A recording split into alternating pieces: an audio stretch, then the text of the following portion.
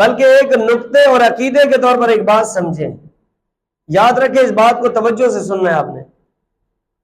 اکثر طور پہ یہ سوال کیا جاتا ہے کہ مکہ افضل ہے کہ مدینہ افضل ہے،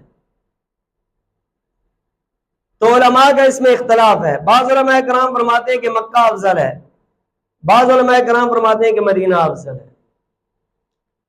تو مولانا ابراہیم دہلوی رحمۃ اللہ علیہ نے لکھا کہ عبادت کرنے کے لیے عابدوں کے لیے مکہ افضل ہے، عاشقوں کے لیے مدینہ افضل ہے۔ عشق کے اعتبار سے مدینہ افضل ہے، عبادت کے اعتبار سے مکہ افضل ہے۔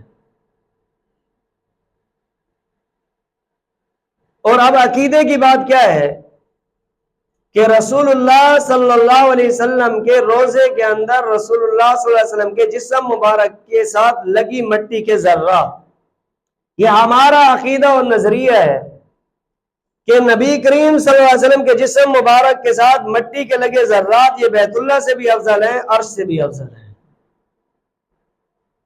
دلیل کیا ہے؟ یہ تو ایک بات ہوئی عقیدہ، دلیل کیا ہے؟